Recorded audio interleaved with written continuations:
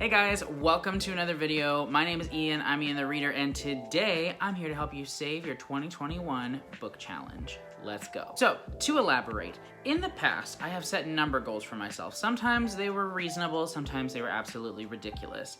And I've discovered about myself that when I have a number to reach that I have in my mind, I usually don't get there on time, in a timely, reasonable manner.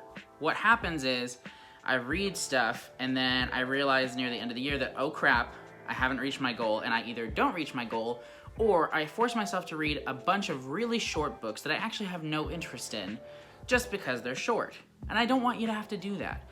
So I'm here today to recommend short books that are actually really good that I think could be helpful in you reaching your reading goal for the year. Because that's the thing, short books can be really, really fantastic. I talked about this in my other video the other day, one of the tags I did, where I feel that short books have such high potential to be perfect or really, really, really good. Because the thing is, if you're gonna have a short book, the author has to be really precise about every word, every chapter, every point of the plot being progressed at a certain rate because you don't have a lot of space. And so there are some really fantastic short books out there, but there are also some really crappy short books out there. So I'm going to help you avoid those and just recommend 20 short books to help you reach your reading goal this year. So all of the books that I'm going to be recommending to you today are under 250 pages. There are some that are in the 200s, there are some that are less than 100, and most of them fall in the 150 page area, 150 to 200 pages.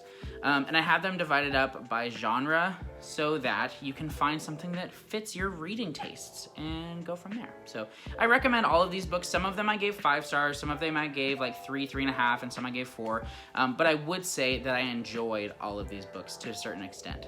Without going on too much longer, let's go ahead and jump into the recommendations. And just a disclaimer, there's going to be some overlap in genre in that I'm going to recommend fantasy sci-fi books, I'm going to recommend classics, I'm going to recommend some YA books, and some literary fiction or contemporary fiction, but some books could fit into multiple genres. One of the YA books is also technically a fantasy book, and some of the literary fiction books have magical realism in them, and so just keep that in mind that they could fit into a few different areas, but I'm putting them primarily in the genre that I think about them in. Okay, so to start, I'm going to jump into some sci-fi and fantasy book recommendations. The first book that I'm going to be talking about today is called All Systems Red. It is by Martha Wells, and it comes in at 144 pages long. Now, this is the first book in the Murderbot Diaries. I believe that is what the series is called. I've actually only read the first 2 of these, but I enjoyed both of them, and I pick them up periodically just when I need something short to kind of kickstart my reading again if I've had a slump or just haven't been into what I've been reading. These are really great books to kind of help you reset your palate a little bit. And so these follow Murderbot, who is a robot whose job is to be kind of a bodyguard or just be rented out to different companies and things like that to do whatever, to be protection, to help act as a soldier or an assassin or whatever. There's a lot of different functions that Murderbot serves, but this Murderbot in particular has overcome its artificial intelligence to become, its own personality, and it's really interesting and really funny, and Murderbot just has a weird, wild personality, and I think that they are so entertaining, and these are great. So yeah, if you want a science fiction book that is really fast-paced, that has a really lovable character at its center, Murderbot is a great place to go. And there's 5, 6, 7, I don't know how many books, but there's quite a few.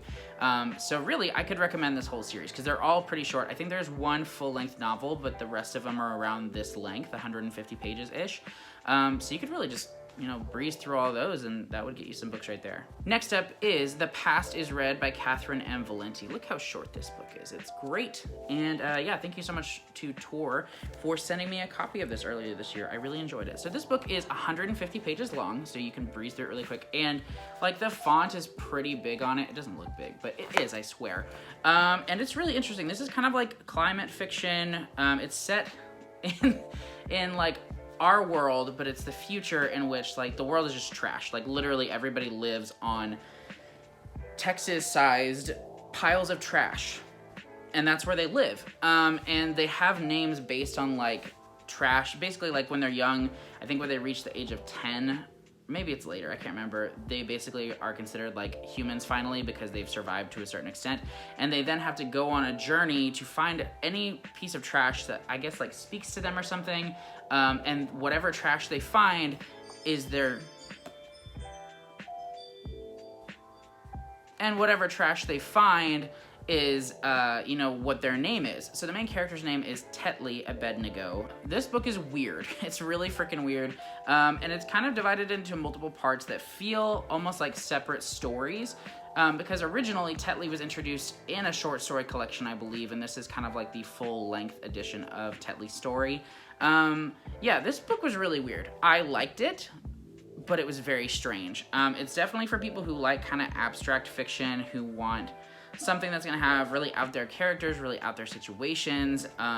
It's definitely like kind of a science fiction, climate fiction story, and I highly recommend it just because like it's an experience to read this book, and it's not long at all. You should totally give it a shot. And this just came out this year, so if you want to read a new release, right here. Next up is Piranesi by Susanna Clarke. I've talked about this in a lot of videos. I love this book. It is 245 pages. This is another one that like there's really not a lot of writing on the pages. And this book is so good. This was one of my favorite books of 2020. And I think about it all the time. It is about a man who goes by the name of Piranesi, though apparently that's not actually his name. And he lives in a world that is a giant labyrinth-like mansion. It's like this giant house, and there's an ocean in it that rises and falls.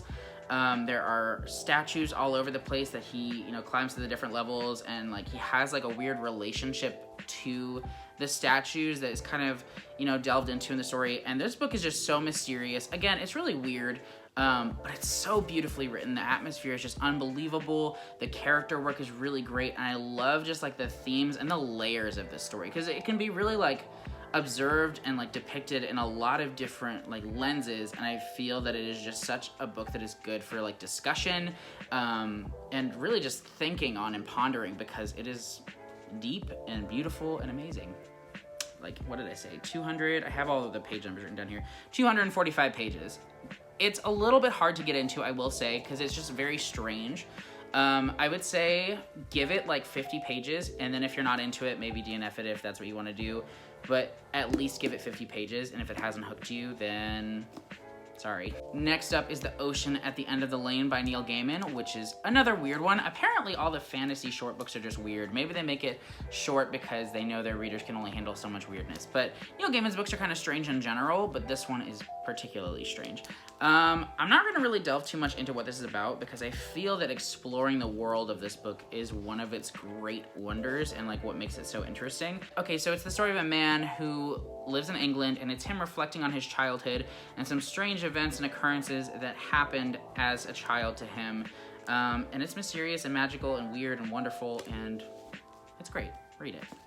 Forgot to mention, it's only 178 pages, so you can get through this real quick. Next up, I have an entry by the one, the only Mr. Brandon Sanderson, and that is The Emperor's Soul. Yes, Brandon Sanderson wrote something short, and guess what? It's incredible. This book is so good, because it does all of the things that like a good Brandon Sanderson book does, in that it has really wonderful and compelling characters. It has an amazing world that is built in the pages. It has a cool magic system. It has a really compelling plot, but it's only 130 pages long. Do you see this? And look at that cover, that's so cool. But that's not the point. So yeah, this book is set in the world of another one of his, I think it's set in the same world as Elantris, maybe that's how you say it. But I haven't actually read Elantris, I've only read this, so you don't have to read the other novel to get this. And this book is amazing. It is so incredible how Brandon Sanderson weaves like really like a perfect fantasy novella, in my opinion. Because it is a novella, it's not a full-length novel, but it has it all. It really does. You should totally pick up The Emperor's Soul. 130 pages, you can't go wrong. Next up, we have a sci-fi entry that is also a classic. So if you want to read a classic, but you want to read science fiction, this is a great place to go. And that is The Hitchhiker's Guide to the Galaxy by Douglas Adams. Now, I have not read this book in a number of years. I think I read it in middle school, maybe it was high school. This book is absolutely absurd, but it is wonderful. Again, like, I didn't realize that all of these were really weird, but they are for the most part. Not all of them, but a lot of them are really weird books. But there you have it. So yeah, The Hitchhiker's Guide to the Galaxy is a classic science fiction story. It's the start to a series. I think there's 5 books, maybe there's more. And it's really, really cool. I'm gonna go ahead and read the back. So, don't leave Earth without the hilarious international bestseller, The Hitchhiker's Guide to the Galaxy. It's a wildly funny novel about the end of the world and the happy-go-lucky days that follow it, about the worst Thursday that ever happened and why the universe is a lot safer if you bring a towel. Kind of strange, right? But it's really good. I actually need to reread this book, and it's only wait for it, 216 pages, and that's this edition. So yeah, you read it, I might reread it. There we go, we're set. Next up, I am briefly going to cover 2 young adult books that I enjoyed. The first of those is A Wrinkle in Time. So this can be considered a classic, it can be considered a science fiction story, and it can also be considered a young adult or middle grade story because it revolves around some children and their search for their father and this weird, fantastical, scientific world that they discover. This book, again, is very strange, but you've probably heard of this one because it's amazing and it's a classic for a reason. There was a movie, I don't know if there were multiple movies, but I know there was a recent edition made back in like maybe 2018 of A Wrinkle in Time. I haven't seen it, I don't know if it's any good, but the book is great and it's the start to a series that I have not read the rest of, but I did read this last year in my attempt to meet my reading goal, and I was so glad that I picked it up. I thought it was so wonderful, so well written, and really engaging start to finish. You should definitely pick up A Wrinkle in Time. It is 190 pages, so there you go. And the other young adult book that I wanted to talk about is one of my favorite books of all time. I really don't have a lot of young adult books that still stick out in my mind as being like amazing, but The Perks of Being a Wallflower by Stephen Chbosky is one of them. I read it in high school for the first time and it moved me so much. It was so beautiful, it was amazing, and then I reread it back in either 2019 or 2020 and it was just as good. It's so satisfying when you reread a book that you loved as a child or like when you were growing up and it's just as good as you remember. But yeah, The Perks of Being a Wallflower is a coming-of-age story set in the 90s. It revolves around a freshman named Charlie, and he is writing letters to the reader, who is apparently somebody he doesn't know, or they don't know him, but he has heard that they're just a really nice person, and so he decides to write them letters about his time as a freshman in high school. And, oh gosh, this book is amazing. It is so good. If you've somehow not read The Perks of Being a Wallflower, you have to read this book.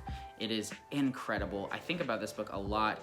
It also has a really amazing film adaptation that was made a number of years ago with a really great cast, and the writer of the book actually wrote the screenplay and directed it, I believe, which is why it's like really sticks to the heart of the book, which is essential because the book has so much heart and it's so critical to the story that it was kept that way, and the film does such a great job of adapting that. This book is only 213 pages. It is a must read for me and I highly recommend it. Alright, next we're going to go ahead and jump into some classic book recommendations. I have quite a few of these to recommend, so I'm going to go ahead and go pretty quickly. The first 2 are by John Steinbeck. The first of those is The Pearl. The Pearl is 118 pages. And then the other one is Of Mice and Men by John Steinbeck, which is 103 pages. Both of these books are really amazing. They're classics. Of Mice and Men in particular is really good. The Pearl is not my favorite Steinbeck, but you know, it's still good. Of Mice and Men, however, is fantastic. It's my second favorite John Steinbeck book, only beaten out by East of Eden, which is not short, but is really good. You should totally read that too. Yeah, if you haven't read Steinbeck, these are great starting points for his work, in my opinion. Next up is The Catcher in the Rye, which I feel really heavily inspires The Perks of Being a Wallflower. So if you're going to read The Perks of Being a Wallflower, you should probably also read The Catcher in the Rye. This is an amazing book that follows a high school student and his like stream of consciousness, ridiculous thoughts as he kind of is dealing with his identity and also what he wants out of himself and whether or not he wants to continue being in school and kind of just like his desires and disappointments. You really get inside the mind of a teenage boy in this, and it is really obnoxious sometimes, but it's also really incredible. This book, The Catcher in the Rye, comes in at 214 pages. There you go. Next up is one of my favorite books of all time, and that is The Bluest Eye by Toni Morrison. Look at those tabs. Actually, I haven't finished tabbing this book. I really need to, because there are some beautiful passages in this book. It is really moving. It is really, really heartbreaking, and it has some of the best writing I've ever read. It comes in at 224 pages. This is Toni Morrison's debut novel. It is not the only book by her that I have read, but it is my favorite. I highly recommend The Bluest Eye. Next up is Wise Blood by Flannery O'Connor. This book is hilarious and strange and ridiculous and wonderful. It follows a man named Hazel Motes, I believe. He is a 22-year-old caught in an unending struggle against his inborn desperate fate. He falls under the spell of a blind street preacher named Asa Hawks and his degenerate 15-year-old daughter, Sabbath Lily. This book is really strange, but I really liked it. Also, those character names are super cool. Hazel Motes, Asa Hawks, and Sabbath Lily. Those are some dope names. This is a really great book. I read it a couple months ago, and I really enjoyed it. Wise Blood comes in at 238 pages. And the last classic book I wanted to talk to you about is a heartbreaker, and it's amazing, and that is Flowers for Algernon by Daniel Keyes. This book sucks. because it hurts, but it's also really amazing and beautiful and just really well executed. So Flowers for Algernon is just like a really amazing story about a man, I believe he's a man, maybe he's a teenager, who is challenged mentally, and he just doesn't have a very high IQ. He's not very smart, and he goes through these scientific experiments that raise his IQ. And it's interesting because you follow his like first person perspective as his intelligence like increases, and the way that the writing is done as that happens is just absolutely amazing. I think this book is incredible. I read it 4 or 5 years ago, and I'm dying to reread it. You should definitely pick up Flowers for Algernon. This copy is 216 pages. All right, so now I'm gonna go ahead and jump into some horror recommendations, or like mystery thriller recommendations. I have 3 of these. The first of those is Later by Stephen King, which is one of his newest releases. It came out earlier this year. He's released Billy Summer since then, but it is still a really new release because it only came out less than a year ago. Later is really, really good. I did not expect to love this as much as I did, but it follows a young boy who can see dead people and kind of the hijinks and situations that ensue from there. I wouldn't say this book is particularly scary. There are some scenes for sure that are like disturbing, and it's very much like a thriller. It's very fast-paced. It's not very long at all, and so it's definitely a book that you can read quickly and enjoy, and it definitely gets your blood pumping, but I wouldn't say it's strictly horror by any means. Later comes in at 248 pages.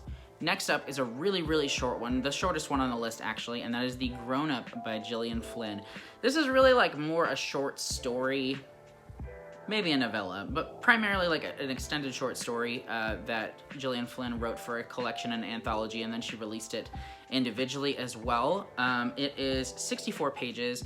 This is like kind of her take on a classic ghost story is how she's described it, and it's really weird. How many times can I say that a book is really weird? It's actually not that weird. It's more chilling than anything. It's only 64 pages long. You can read it in one sitting, no problem. I did, which is very rare for me. I'm a pretty slow reader, and so it's rare that I read books in one sitting, but it's literally so short. So I encourage you to pick this up if you're looking for kind of like a chilling thriller mystery book. It's pretty good. And the last horror book I wanted to recommend is one that I read in October for my Vampire Reading Challenge, and that is Bloodsucker City by Jim Towns. This is an independently published book that came out this month, and it follows a woman who is wrongfully convicted of having killed her son. She is sent to a prison, and the wardens of this prison are vampires. And you can imagine how things go from there. It is really fast-paced, really, really great. It only is 121 pages, and I loved every moment of it.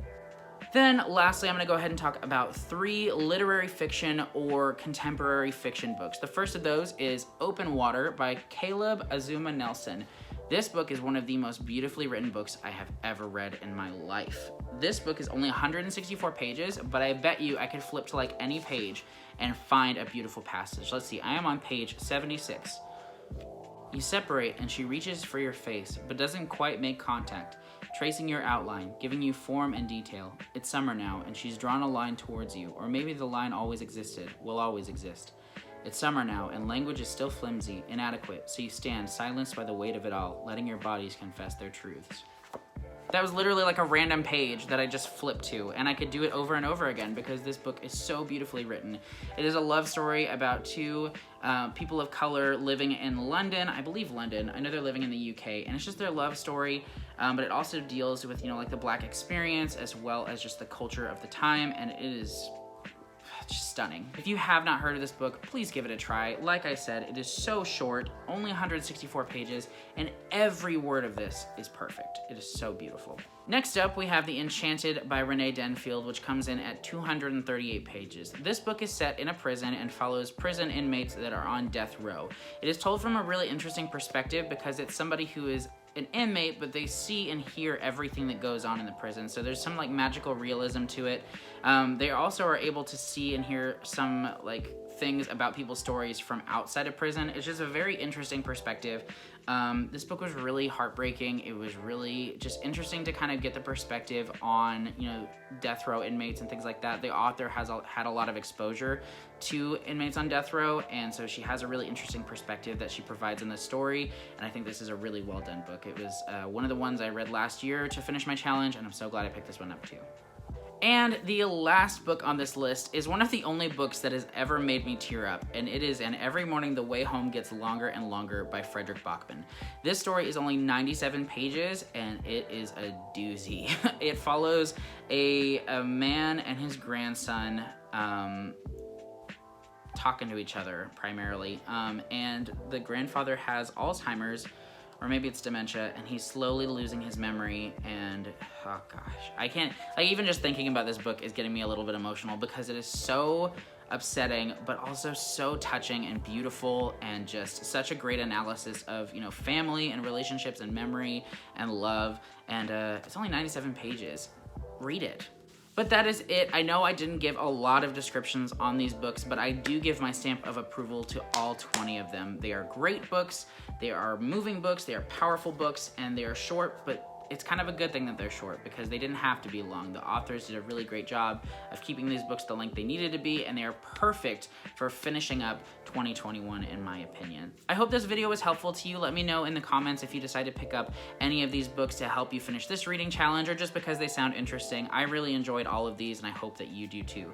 Leave a comment, like, subscribe, make sure you stick around. I post videos every Tuesdays and Fridays, and sometimes Saturdays if I'm feeling extra. Thank you guys so much for watching. Don't be a stranger, and I'll see you in the next video. Bye!